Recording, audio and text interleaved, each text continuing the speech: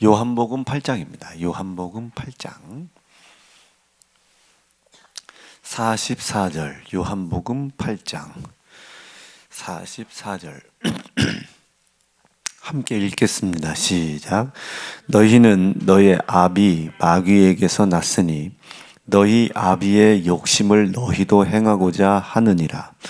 저는 처음부터 살인한 자요 진리가 그 속에 없으므로 진리에 서지 못하고 거짓을 말할 때마다 제 것으로 말하나니 이는 저가 거짓말장이요 거짓의 아비가 되었음이라. 아멘. 여기 이제 요한복음 8장에 이제 아비라고 하는 단어는 그냥 본질 뭐 이렇게 생각하시면 되겠어요. 본질. 그러니까 원래 우리가 하나님이 우리를 지으셨을 때는 하나님의 형상을, 그 형상은 말씀이시죠. 아멘에 네. 그리고 하나님이시죠. 그 말씀이시고 하나님이신 그분이 내 안에 영으로 함께 계신 겁니다. 그분이 내 안에 영으로 계시기 때문에 내가 영적 존재가 될 수 있는 거고 내가 생명이 될 수 있는 겁니다. 그러니까 생명이라는 것을 우리가 몰라도 돼요. 생명이 뭔지 몰라도 됩니다. 생명은 그냥 개하고 나하고의 차이점이에요. 개가 우리보다 똑똑똑한 사람들 엄청 많아요. 그러니까 우리가 약간 지능이나 지식의 장애를 가지고 있는 사람들도 있을 수 있잖아요. 정상적인 사고방식, 사고 판단을 못하는 사람들도 있을 수 있잖아요. 개는 주인은 뭐 안 물어뜯는다면서요. 그러니까 자기가 정상적인 사고방식을 하지 못하는 사람들은 사실은 어떨 때 보면 개보다 못하다라고 하는 소리를 혹시나 들을 수 있는 사람도 있을 수 있어요. 있을 수 있다고요. 그러나 그 장애를 가지고 있던, 지능이 낮던, 지식이 낮던, 경험이 이상하던, 뭐 패턴이 이상하던, 삶이 어떻든지 간에 그렇게 있는 사람들을 사실은 우리가 개보다 못한 취급을 하지는 않잖아요. 그러니까 개와 짐승, 뭐 동물, 가축 이것과 사람의 가장 큰 차이점이 생명입니다. 생명. 영이 우리 안에 있다는 거예요. 하나님이 나와 함께 계시다는 겁니다. 영혼이 있다는 뜻이죠. 그러니까 영혼이 있다 없다를 또 이렇게 이해하시면 될 것 같아요. 편할 것 같아요. 하나님이 내 안에 영으로 계신 겁니다. 그분이 내 안에 계신 것을 내가 나타내고 드러내는 거예요. 왜 이걸 나타내고 드러내라고 하냐면 이 세상은 흑암이거든요. 이 세상은 혼돈이고 이 세상은 공허함에 깊이 있잖아요.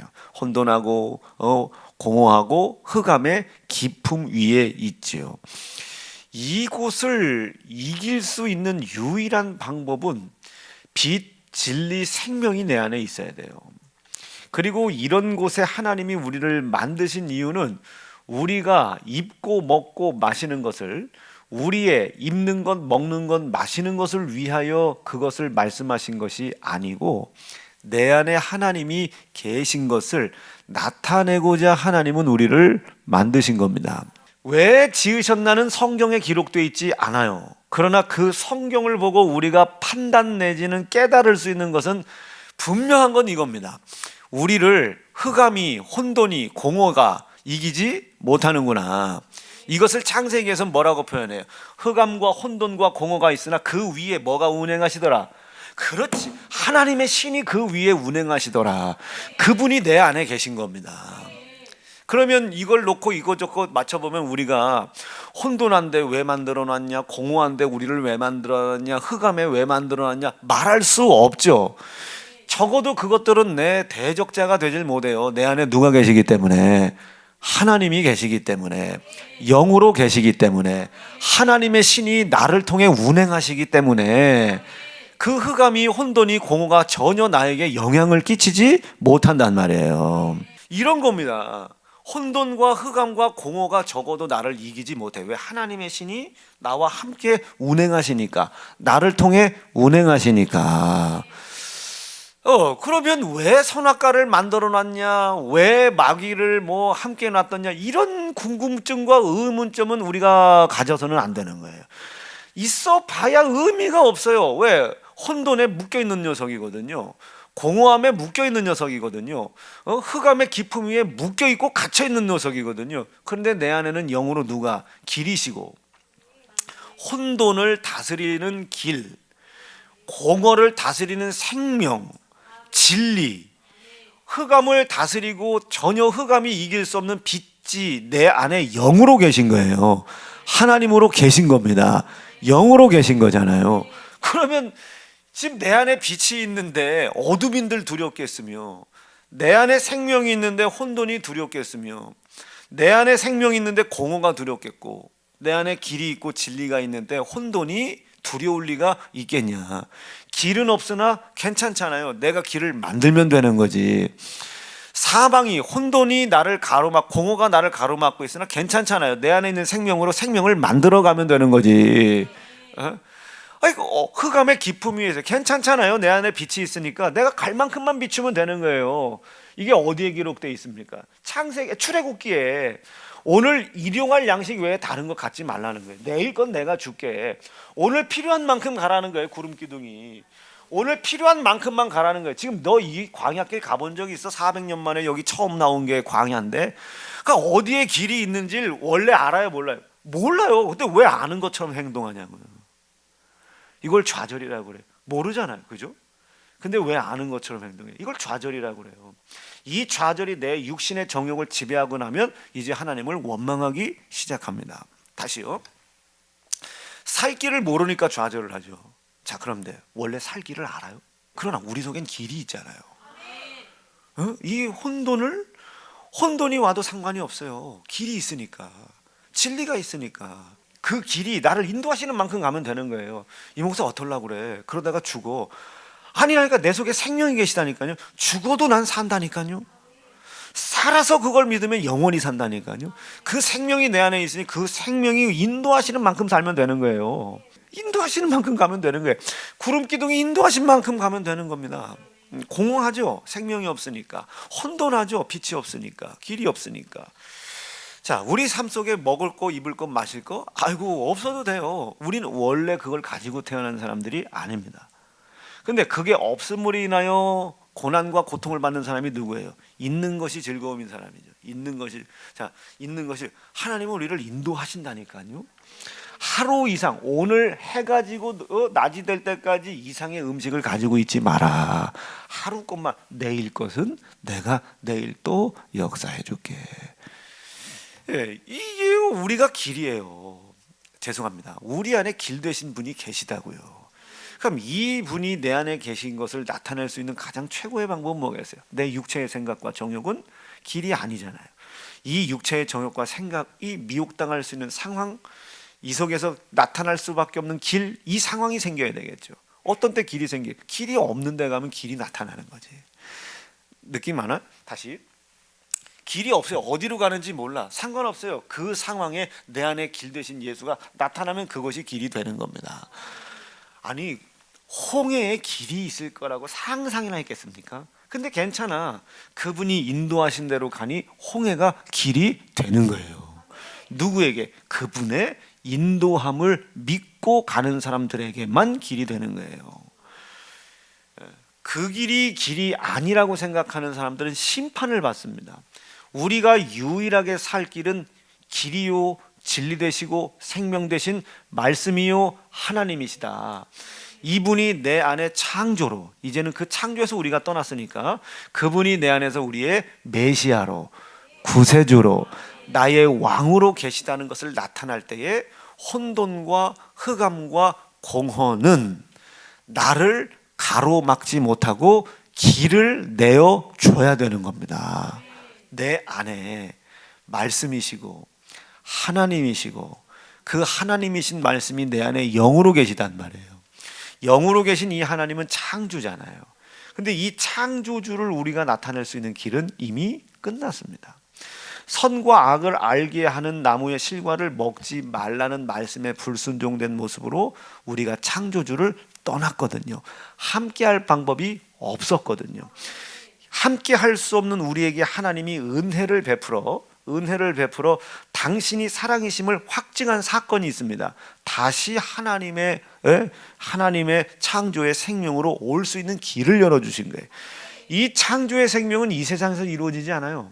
하나님이 계신 곳에 가야 창조라는 생명이 이루어지죠. 그래서 우리가 영생은 이곳에서 이루는 것이 아니라 저 하나님의 나라에서 영생을 이루는 겁니다. 그 전에 반드시 하나님께서 지난날의 그 모든 것을 회개하고 있는지 잘못을 뉘우치고 있는지를 심판하시겠죠. 그 심판한 결과에 따라 하나는 영원한 지옥으로, 하나는 하나님과 함께 영원한 생명의 길로 나누시겠죠. 좌와 우를, 사망과 생명을 나누는 겁니다. 염소와 양을 나누는 거예요. 자, 하나님의 은혜가 우리에게 왔어요. 창조를 떠났단 말이에요. 창조라는 것은 생명이다 이렇게 생각하셔도 돼요. 그보다 먼저 계신 자가 없고 그에 의하여 지음받지 아니한 자가 없죠. 자, 그런데 말씀에 불순종된 모습으로 죄가 드러났어요. 근데 죄는 반드시 하나님과 내 사이를 멀리하고 담을 쌓는다고 그랬습니다. 이미 이렇게 멀어져 있단 말이에요. 그러니까 에덴에서 추방당하는 거예요. 하나님과 함께 거할 수가 없는 거예요. 그런데 하나님은 올 수 있는 길을 열어주죠. 6월절의 어린 양으로 길을 열어주죠. 이 사람들이 알았던 게 아니라니까요. 하나님이 말씀하시고 어거지라도 하라고 명령하신 거라니까요. 그래서 그 명령은 영입니다. 생명이라는 거예요. 그러니까 6월절의 어린 양의 사건을 통해 다시 한번 하나님에게로 돌아올 수 있도록 하나님이 은혜를 베풀었어요. 왜 은혜를 베풀었어요? 이분은 사랑이시거든요. 이의 사랑은 나를 버려두지 않고 다시 올 수 있도록 기회를 준 거예요. 그래서 그의 은혜로 그가 사랑이신 것을 나타냈는데 그 사랑이 6월절에 어린 양의 피로 나타났다가 요한 1서에 기록되어 있는 겁니다. 하나님의 사랑이 우리에게 이렇게 나타난 바 됐으니 그 하나님의 사랑은 곧 홀로 계셨던 여호와요 독생자이시더라. 이 독생자가 우리에게 오신 거예요. 하나님의 사랑을 우리에게 알게 하려고 오신 거예요. 그리고 우리에게 피를 흘리고 그 흘리신 피를 인정하는 사람들, 그가 이런 피를 흘릴 때 이런 일을 당했다는 것을 기억하고 기념하는 사람, 이게 절기입니다. 이 절기를 감사로 지켜. 그래서 절기의 명령은 맨손으로 나오지 말라는 거예요. 감사 가지고 나오라는 겁니다. 네 몸을 보이라는 거예요. 절기 중에 나는 최고의 절기를 주일이라고 생각하는 사람이야. 맨손 나오지 말라는 거예요. 마음과 뜻과 정성과 믿음과 헌신과 희생과 삶, 감사 다 가지고 나오라는 거예요. 그래서 3번을 예배를 드립니다. 시간마다 하나님께 감사 올리라는 거예요. 이거 잃어버리지 마라. 이 하나님께서 이 아들 예수의 피를 통해서 행하신 일을 기억하라, 기념하라. 이게 절기입니다. 절기. 이게 절기라고. 우리가 예수의 피를 기억하지만, 예수님이 나를 위해 십자가에 고난당하시는 고난을 기억하고 기념하지만, 이 모든 것은 누가? 하나님이 기념받고 있는 겁니다. 이걸 절기라고 그래요. 다시요. 그래서 이 예수의 십자가의 사건을 통해 하나님 나를 향한 사랑이 변치 않고 있다는 것을 확증하신 겁니다. 뭘 통해? 피를 통해서요. 6월절의 어린 양의 피를 통해서 말이죠. 예수의 십자가에 흘리신 피를 통해서 확증해 버리신 겁니다. 이해되시겠죠? 이게 성경입니다. 이것만 진리. 그럼 이것을 기억하고 기념하고 이 절기를 지키고 행하게 하고 가르칠 수 있도록 해야 되겠죠. 이대로 살아가는 거예요. 이대로 살아가는. 이게 믿음 생활입니다. 이것을 하지 못하게 만드는 상황이 내 끊임없는 육체의 정욕을 막 괴롭혀요. 자, 그런데 이렇게 창조에서 떠난 우리가 이제 시작에서 떠났고 생명에서 떠난 우리가 이제 사망으로 향해 가요. 입어도 사망이고 먹어도 사망이고 잘 먹어도 사망이고 잘 입어도 사망이에요. 이 사망의 자리에서 예수의 피가 나를 살 수 있는 길로 바꿔주셨다는 걸 인정하고 돌아서는 겁니다. 인정하고 돌아서는 거예요. 이걸 회개라고 합니다. 돌아서는 거예요. 피를 인정해 보려고 돌아서는 거예요. 피를 인정하기 때문에 날마다 반복된 불순종으로 드러나는 죄를 뉘우치고 또 돌아서는 겁니다. 그래서 하나는 희미한 회개, 피를 깨닫기 위해 돌아서고, 하나는 온전한 회개, 피를 믿고 있기 때문에 돌아서는 거예요. 온전하지 못하다는 걸 알고 돌아서는 거예요. 이게 반복되는 불순종으로 드러나는 죄입니다. 이게 있음에도 불구하고 피를 믿기 때문에 돌아서죠. 또 돌아서죠. 또 돌아서죠. 어디로 돌아서겠어요? 깊은 곳으로 가는 거예요. 말씀을 의지하여 깊은 곳으로 가는 거예요. 내가 여지껏 내 경험과 지혜상 이렇게 도덕적 윤리적으로 이제까지 살아왔으나 이제는 내가 당신의 말씀을 의지하여 가겠다고요. 어디로? 깊은 데로 가겠다는 거예요. 인간의 지혜와 지식의 한계로는 상상할 수 없는 그곳으로 가겠다는 거예요. 이게 베드로가 얘기한 거잖아요. 우리도 가는 거예요. 날마다 반복되는 불순종의 죄가 드러나도 예수의 피를 믿기 때문에 감사함으로 돌아서는 거예요. 돌아서서 마음의 평안을 누릴 때 하나님께 감사를 올려 그가 아들 예수의 피를 통해 나를 향한 사랑을 확증하신 하나님의 은혜가 내 안에 있음을 증거하는 겁니다. 이게 감사한 겁니다. 감사 없이 천국 못 가요. 감사를 안 했기 때문에 못 가는 것이 아니라 천국을 갈 수 있는 사람들은, 가는 사람들은 감사를 당연하게 합니다. 빼먹지 않아요. 빠지려고 하지 않아요.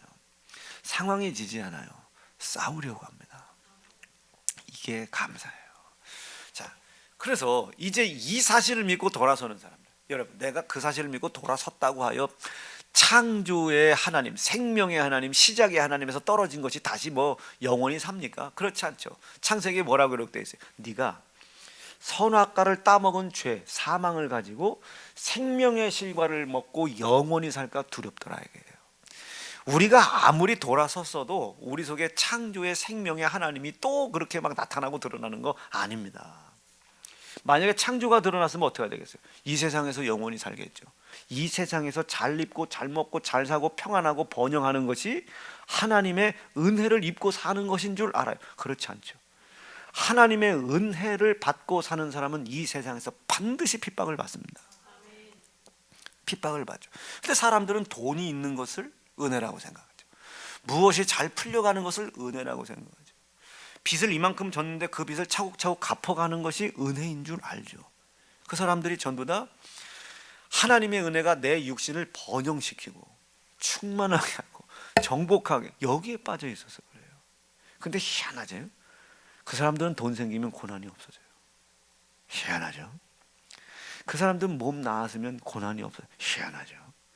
그럼 그 돈 생기고 몸 나은 사람들이 돈도 있겠다, 몸도 낫겠다, 이제 골프도 치러 다니겠다, 자동차도 좋은 차 타겠다, 어떻게 했어요? 이 세상에서 살고 싶겠죠. 이 세상에서 영원할 수 있습니까? 없다니까요. 창세기 말씀에 너희가 선악과를 따먹고 사망이 네 속에 이루어졌음에도 불구하고 생명실과를 먹고 영생할까 두렵다 이게 하나님이. 두렵다. 이 땅에서 영원히 살생할까가 두렵다. 그걸 또 한 번 지적하죠. 출애굽기에서. 가데스 바네아 광야에서는요, 입고 먹고 마실 게 부족하지 않았어요. 옥토였습니다. 사람들이 생각할 때는 여기가 바로 하나님이 허락하신 젖과 꿀이 흐르는 땅이구나 라고 생각할 만큼 땅이 좋았어요. 그런데 정탐꾼들이 보고 온 그 저 너머에 하나님이 약속하신 가나안 땅은 비옥하지가 않아요. 척박한 땅이라는. 그러니 이 사람들은 정탐꾼들의 말을 듣지 않죠. 왜? 그 땅은 척박한데 여기 땅은 기름지단 말이에요. 그러니까 여기가 가나안 땅인 줄 알고 거기서 38년을 눌려 살다가 죽어요. 천국 갔겠습니까? 못 갔죠. 약속된 땅을 한 사람도 못 들어갑니다.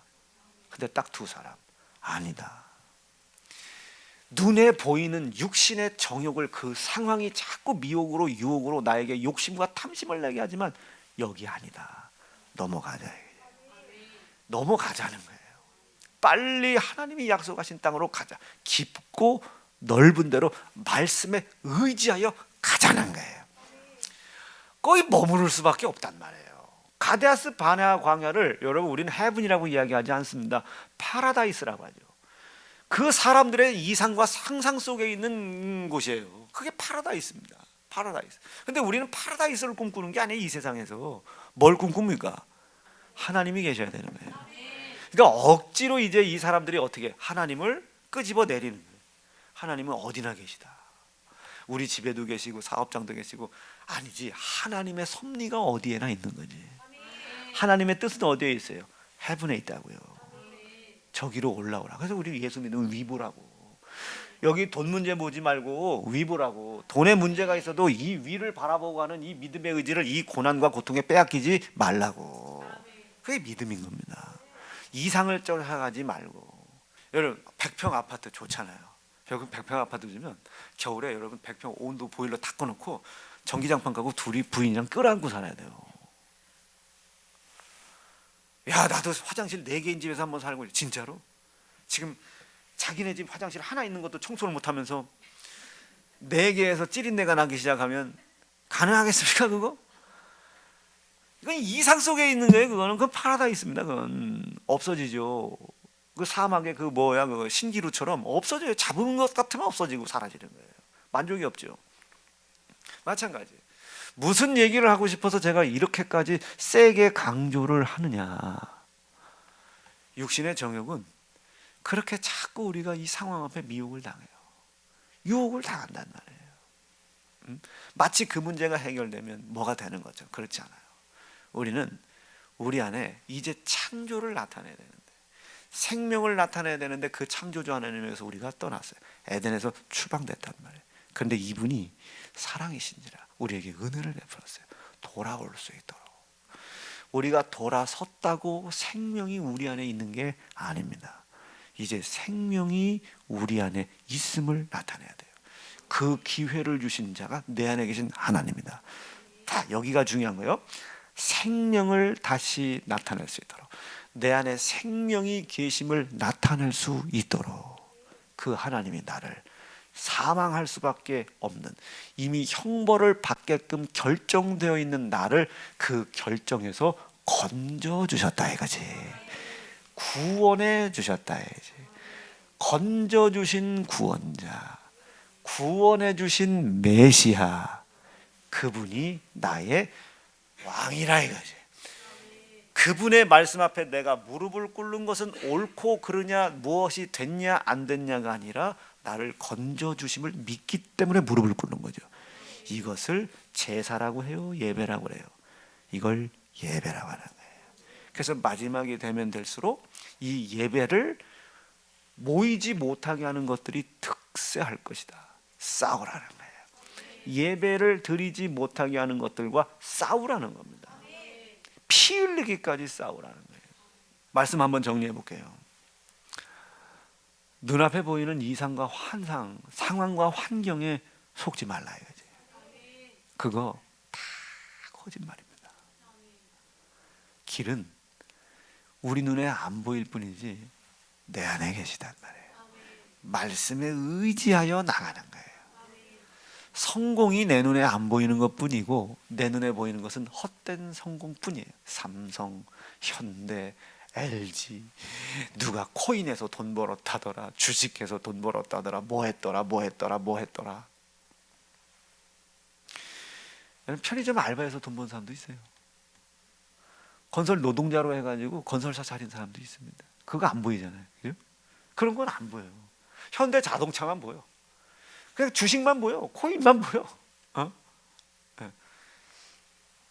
그게 아니고 내 안에 길이 있다니까. 내 안에. 그가 생명에서 떨어질 수밖에 없는 나를 건지신 구원자다. 생명을 주신 메시아다. 나의 왕이시다. 를 나타내라. 왕임을 나타내기 위해서 예배하는 일에 신령과 진정을 다하시고, 그가 나의 구세주가 되신 사실을 인정하기에 죄값을 인정하라고요. 그래서 하나님의 은혜를 깨닫고 감사를 올려드려라. 그가 나의 메시아 되심을 인정하기 위해서 내가 말씀에 불순종된 모습으로 나타난 죄를 끊임없이 하나님 앞에 핑계치 말고 내려놔라. 이게 핑계나 변명은 내 육신의 정욕을 교묘하게 탐심으로, 내 정욕을 교묘하게 욕심과 정욕으로 바꾸려는 사단의 괴계입니다. 아프다고 못 가는 거 아니에요. 힘들다고 못 가는 거 아니에요. 단지 싸울 의지가 없을 뿐입니다. 믿음이 없을 뿐이에요. 안 나와서가 아니에요. 싸우지 않기 때문에 못 이기는 겁니다. 힘이 없어서 못 이기는 거 아니에요. 길이 없어서 못 가는 거 아닙니다. 싸우지 않기 때문에 못 가는 거예요. 감사가 없기 때문에 못 가는 거예요. 그 앞에 무릎 꿇는 예배가 없기 때문에 못 가는 거예요. 말씀을 의지하여 내가 깊은 곳으로 가겠습니다. 싸워봤냐고요. 싸우는 거예요. 에휴, 방법 없어. 진짜 방법이 없어요? 왜 방법이 없어요? 방법이 없는데 왜 하나님께서 그런 마음을 주셨겠습니까? 방법이 없는 게 아니에요. 싸우질 않을 뿐이죠. 단지 여러분들은 내 안에 계신 구세주, 메시아, 왕이신 그리스도를 나타내기 위하여 방해하는 자들과 싸울 의지가 없는 거예요. 싸우지 않고 어떻게 이깁니까? 전쟁은 하나님이 하신다니 싸울 의지라도 가져야지. 시작을 안 하는데 어떻게 하나님이 끝을 맺어요? 인간이 계획을 안 하는데 하나님이 어떻게 그 계획을 완성하십니까? 가야지. 싸워야지. 언제까지 신세 타령하겠냐? 언제까지 타령하겠냐? 네. 그 타령하는 사람들 주면 할 수 있습니까? 타령하는 사람들 줘도 못해. 줘도. 저보고 지금 100평짜리 집 주면 제가 관리할 수 있습니까? 사랑하는 성도 여러분, 핑계대고 변명하지 말고 싸우라고요. 그분 여러분 모실 때 지치면 끝이야. 기도하겠습니다. 하나님, 오늘도 우리 하나님께서 우리에게 말씀 주셨는데 이 말씀들이